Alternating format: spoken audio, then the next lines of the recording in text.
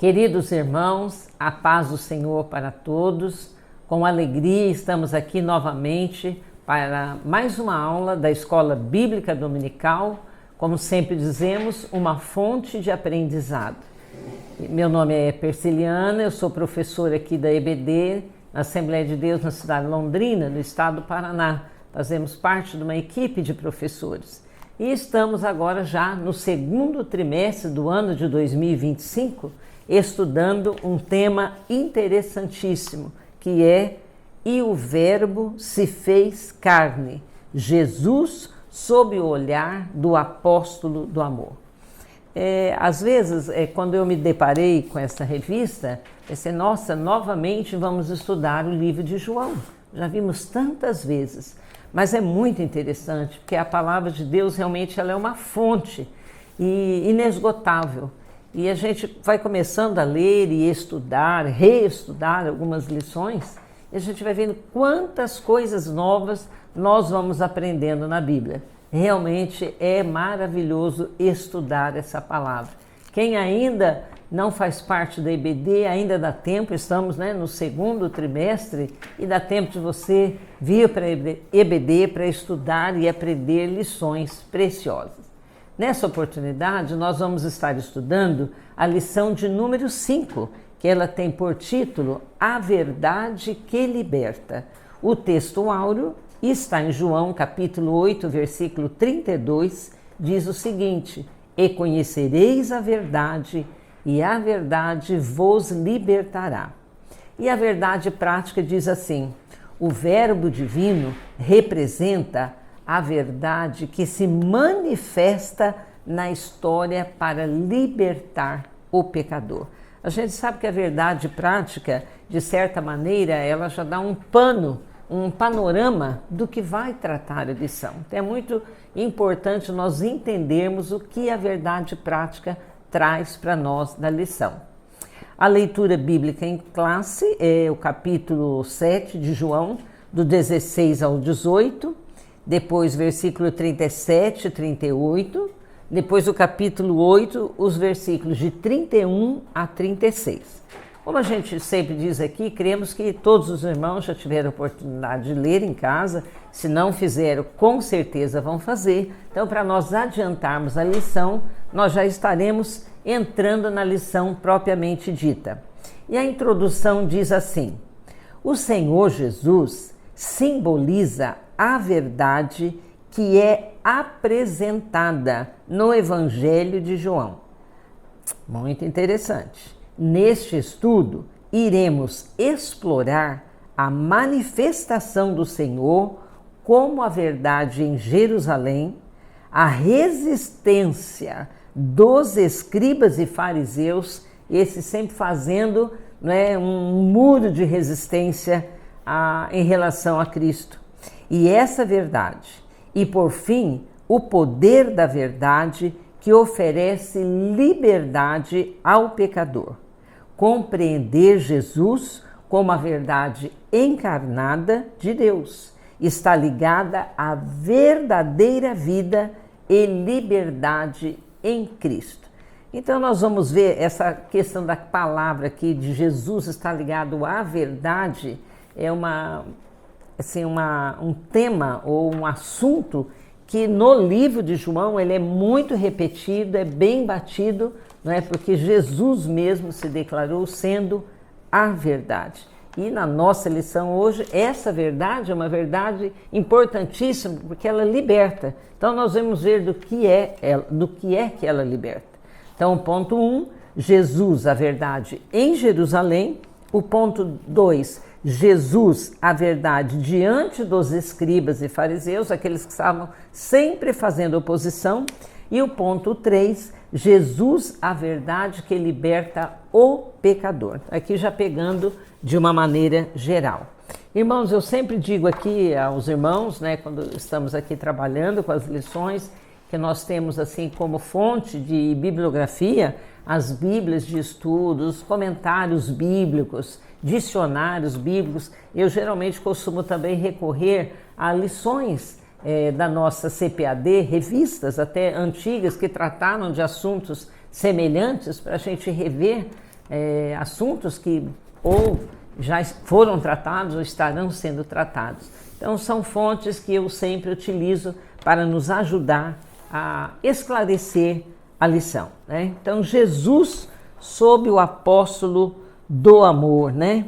Que coisa maravilhosa é João colocando. Eu até coloquei uma observação aqui que no trimestre passado, quando nós estudamos na lição 3, a encarnação do verbo, não sei se alguns irmãos lembram que estudamos essa lição, né? Foi uma lição sobre a humanidade de Jesus. Nessa lição nós veremos Jesus como a verdade que liberta. Então são temas que um se aproxima do outro, um ajuda a esclarecer o outro, tá? Muito bem. Então, da Galileia para Jerusalém, tá? Esse é o primeiro tópico da nossa lição. Então vamos ver o que é que trata este tema aqui, tá? Da Galileia para Jerusalém. Nesse capítulo 7, o foco ele muda agora da Galileia, não é, onde Jesus estava, para Jerusalém, contando, né, falando sobre a festa dos tabernáculos, que ela estava próxima para ser realizada ali na cidade de Jerusalém, onde muita gente ia para lá na época dessa festa. Os irmãos queriam que ele ostentasse o seu poder de forma espetacular. Afinal, não é? Ele era um mestre, ele era um grande, né, professor da palavra, né? Então eles queriam alguma coisa espetacular, se mostrar como uma figura pública importante, de destaque ali naquele meio. Afinal, eles estavam em Jerusalém, a cidade santa, onde estava o templo. Agindo como eles queriam, Jesus autenticaria o seu ministério messiânico perante aquele povo. A resposta de Jesus, porém, lembra aquela dada a Maria lá em João 2,4. Não tinha chegado ainda a hora da sua manifestação aos homens. Jesus ele age no tempo dele, no momento dele, não no momento que a gente quer.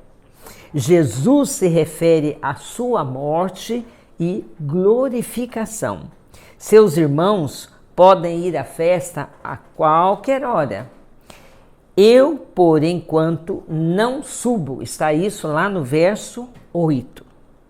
O Festival dos Tabernáculos, celebrando a terminação do trabalho, ainda não era apropriado. Aquele momento ainda não era o momento de Jesus subir para Jerusalém. Jesus em espírito está na festa da Páscoa. Depois ele também sobe à festa, mais tarde, no tempo dele, mas em oculto, para não dar uma demonstração pública do seu poder. Enquanto os irmãos de Jesus queriam, não é, aquele destaque, que ele aparecesse como uma grande autoridade, não era assim que Jesus ia se mostrar. O 2, a verdade na festa dos tabernáculos. A festa dos tabernáculos, ou festa da colheita, que a gente já ouviu tanto, né, sobre isso, ela durava 7 dias. E as comemorações incluíam a colheita dos frutos. Os participantes, né, eles armavam tendas, ou chamadas os tabernáculos, né, com galhos de árvores. Os israelitas ocupavam essas tendas, ficavam lá nessas tendas, que simbolizavam abrigo e proteção durante o período das festividades, para lembrarem do quê? Dos seus antepassados, que viveram em habitações semelhantes, né, a essas tendas, tá? Depois da saída deles do Egito. E durante a peregrinação pelo deserto. Então era uma maneira de recordar e marcar aquele momento que foi vivido, né, anos passados. A inesperada chegada de Jesus à festa e o seu ensino ali no templo causam admiração. As pessoas ficam, não é, assim, em suspense com o ensino de Jesus, a maneira dele ensinar, o conteúdo do ensino dele. Como sabe este letras? Isso está no verso 15. Eles se espantavam, eles ficaram surpresos com aquela sabedoria, aquele conhecimento de Jesus. Afinal, ele veio de onde? Da Galileia, veio de Nazaré. Os judeus se maravilharam de seu indubitável conhecimento e sabedoria, pois sabem que ele nunca recebeu educação religiosa dos rabinos, aquela religião formal, aquele ensino formal que os meninos judeus recebiam, né? Jesus não passou por essa escola. Jesus replica que seu ensino não provém de si mesmo. Sua origem é de cima, está lá no verso 16, e prova-se divino aqueles que lhe obedecem, versículo 17. O terceiro, vivendo na verdade. Se alguém quiser fazer a vontade dele, conhecerá a respeito da doutrina. Obediência moral é mais importante do que a compreensão intelectual. A autoridade do ensino de Jesus repousa no fato que ele procura a glória de quem o enviou.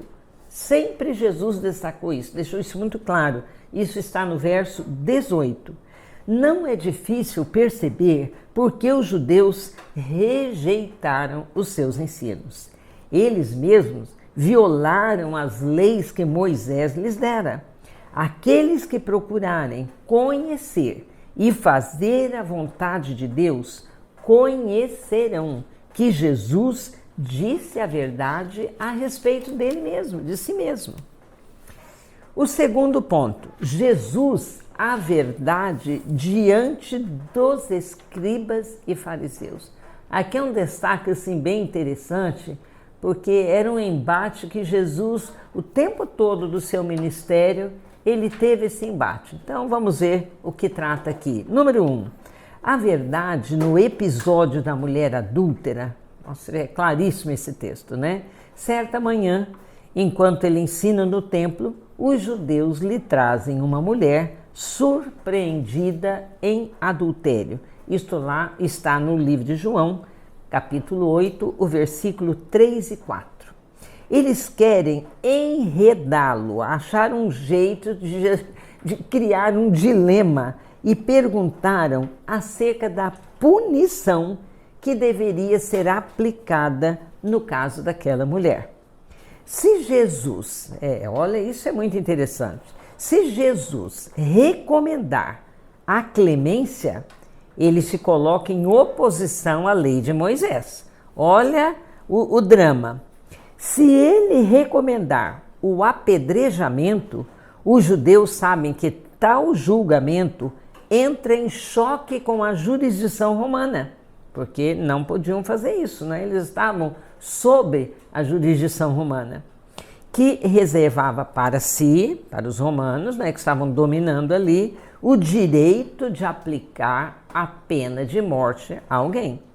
Jesus, então, escreve com o dedo na areia. Jesus se abaixa ali, fica silenciosamente, calmamente escrevendo na areia. E esse gesto de Jesus incomoda aqueles homens. Quando ao dizer que somente uma pessoa sem pecado poderia atirar a primeira pedra, ele mostrou a importância da compaixão e do perdão. Isto, com certeza, aqueles mestres, aqueles fariseus, aqueles homens estudiosos da lei não conheciam e muito menos praticavam. Julgar é uma prerrogativa de Deus, não é nossa. Quando Jesus escreve na areia, em silêncio, os judeus percebem que seus motivos mais íntimos têm sido julgados. Jesus deixa de lado o aspecto legal e frisa o significado moral nas suas próprias vidas. Aí pegou os judeus de jeito, né? Jesus, a verdade revelada, o 2. Jesus e a mulher ficam a sós, pois todos os acusadores se retiraram. Quando Jesus disse que somente aquele que não tinha pecado, poderia tirar a primeira pedra, os líderes se retiraram rapidamente. Do mais idoso, né, que provavelmente eram os mais conscientes, né, dos seus pecados, das suas falhas, a partir dos mais idosos até os mais jovens. Um a um eles foram se retirando. Jesus pergunta então, né, para a mulher sobre os seus acusadores, aqueles homens que estavam ali prontos para matá-la, né? E a condenação que eles apresentaram. Ele não pronuncia a palavra de julgamento, mas a exorta, e isso é muito marcante, ele a exorta a que não pecasse mais. Jesus não trata o pecado levianamente, nem o desculpa, porque a justiça de Deus condena o pecado. Não tem como, hoje em dia se fala, né, um dito popular, passar pano. Não tem como passar pano, alisar o pecado, amaciar, disfarçar o pecado. Não, pecado é pecado, tem que ser tratado como pecado. A lição que Jesus ensina aos judeus é que eles não são agentes do castigo divino. A verdade de Jesus repreendeu a mentira nos escribas e nos fariseus. A pureza de Jesus condenou a sensualidade da mulher. Jesus não condenou-a, porém, não ignorou e nem foi complacente em relação ao pecado dela. Disse à mulher para abandonar a sua prática pecaminosa. Isso foi muito claro para ela. Agora é uma outra vida. Jesus está pronto a perdoar qualquer pecado em nossa vida, mas a confissão e o arrependimento demonstram uma mudança de coração. Com a ajuda de Deus, nós podemos aceitar o perdão de Cristo e deixar os maus procedimentos. A vida velha, ela naturalmente, após o encontro com Jesus, ela vai ficar para trás. Nós iremos partir, o pecador agora parte para uma vida nova, nova vida com Cristo. O terceiro ponto, a verdade que o mundo precisa conhecer. Esse ponto aqui é muito importante. Aquela mulher teve a oportunidade de conhecer a verdade e com certeza ela não a desprezou. Ninguém sai depois de um encontro com Jesus e fica do mesmo modo como era antes. Há uma transformação. Nós cansamos de ver isso nos evangelhos. Vários encontros que Jesus teve com várias pessoas, naturalmente a vida delas mudou. Como traz a nossa revista, as pessoas buscam a verdade, vão atrás dela por toda parte. Seja em peregrinações, seja se isolando em montanhas, em cavernas, vão subindo pelos morros, em meditações transcendentais, no misticismo, enfim, as pessoas estão em busca, né, de algo que as preencha. Mas o que as pessoas realmente elas estão em busca é de algo que preenche o vazio, aquele vazio existencial, o vazio da alma, não é? Que está lá dentro do ser humano. E fora da pessoa bendita de Jesus, elas jamais encontrarão, jamais poderão preencher esse espaço dentro delas. Em Colossenses 2,8 diz assim: tende cuidado para que ninguém vos faça presa sua por meio de filosofias e vãs sutilezas, segundo a tradição dos homens, segundo os rudimentos do mundo, e não segundo Cristo. Aqui, Paulo está condenando o ensino que acredita à humanidade e não a Cristo, a resposta para os problemas da vida. Paulo alerta. Isso se torna uma falsa religião. Daí, então, a necessidade de estudarmos a palavra de Deus para ver realmente o que é a verdade. O terceiro, Jesus, a verdade que liberta o pecador. A verdade que liberta, né, o pecador é um processo, esse processo de salvação que ele passa por algumas etapas. Mas é fundamental para o pecador arrependido estar permanentemente ligado em Jesus. É muito claro o texto de João 8,31 que diz assim: Jesus dizia, pois aos judeus que criam nele, se vós permanecerdes na minha palavra, verdadeiramente sereis meus discípulos. É permanecer, né? O verdadeiro discípulo permanece na palavra de Deus. Somente assim ele pode penetrar mais profundamente nos ensinos de Jesus e receber o conhecimento da verdade que o libertará, como está no verso 32. E conhecereis a verdade, e a verdade vos libertará. Obediência à verdade, na prática, é o único meio de conhecer a Jesus. A experiência contínua da presença de Deus é a verdadeira liberdade. Por isso que ele fala que a palavra permanecer é ficar em, é continuar, é estar nele. O 2, o que é a verdade? Eu sou o caminho e a verdade e a vida. João 14,6. A meta é o conhecimento do Pai. E este conhecimento somente Ele pode conceder. Conhecer a Jesus Cristo quer dizer conhecer a Deus. Com certeza, esse é um dos mais importantes textos das Escrituras. Somente por intermédio de Jesus podemos conhecer o caminho que leva a Deus. Essa é a grande verdade. Como caminho, Jesus é aquele que conduz ao Pai. Como a verdade, ele é a realidade de todas as promessas de Deus. Como a vida, ele une a sua existência divina à nossa, agora e eternamente. Que grande verdade é essa, né? Que possamos compreender e nos apossar dessa verdade. Verdadeiramente livres. O pecado, ele nos escraviza, ele controla, ele domina, dita as atitudes. Jesus pode nos libertar dessa escravidão, desse domínio que nos impede de nos tornarmos a pessoa que ele planejou para que fôssemos.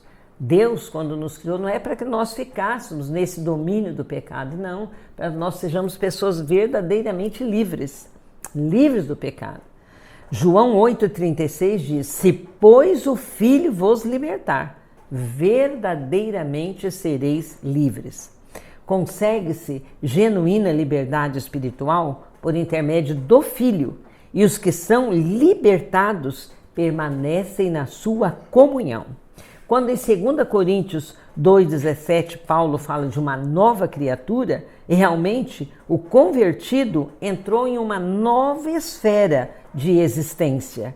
Cristo levou sobre si o fardo inteiro do pecado, de sorte que o homem está livre de ter de responder pelo seu passado de transgressões. A última frase desse tópico aqui é emblemática. Vamos ver aqui na nossa revista como é que está esta frase, essa última frase, que ela resume e bate um carimbo, né? Eu até grifei na minha revista. A verdadeira liberdade em Cristo está ligada à nossa semelhança com Ele, enquanto ainda nós vivemos neste mundo. Quanto mais eu for parecida com Jesus, mais liberta eu estou, né? Minha semelhança com Jesus garante a minha liberdade, né? Livre de pecado, livre dessas mazelas que o pecado nos imprime, né? E a conclusão diz assim: a verdadeira liberdade só pode ser encontrada em Cristo. Portanto, aqueles que conhecem a Cristo e se mantêm na sua verdade não estão mais aprisionados pelo domínio do pecado ou de Satanás. A verdade de Cristo proporciona uma autêntica liberdade dentro de nós E dentro de nós ela vai se externar, vai se mostrar para fora, né? Nas minhas palavras, nas minhas atitudes, na minha maneira de lidar com as pessoas, enfim, não é? Tudo para fora de mim. Por isso, é urgente que o mundo venha conhecer a Cristo. Não existe solução para o mundo sem levar em conta a mensagem e a obra do Senhor Jesus. A gente estudando esse tema, a gente vê a importância, não é, da evangelização, a importância do trabalho missionário, em se investir em missões, as nossas igrejas que não é, investem em missões, mandar a gente para fora do país, para os rincões aqui dentro da nação, para que essa verdade, a única verdade que existe, possa libertar as pessoas que estão aí presas, né, dominadas por essas coisas tão terríveis que o pecado faz. Irmãos, nós desejamos a todos uma excelente lição, uma aula excelente nas suas igrejas e espero poder ter contribuído um pouco para esclarecer aos nossos professores, aos nossos alunos, um pouco mais sobre esta lição. A paz do Senhor para todos.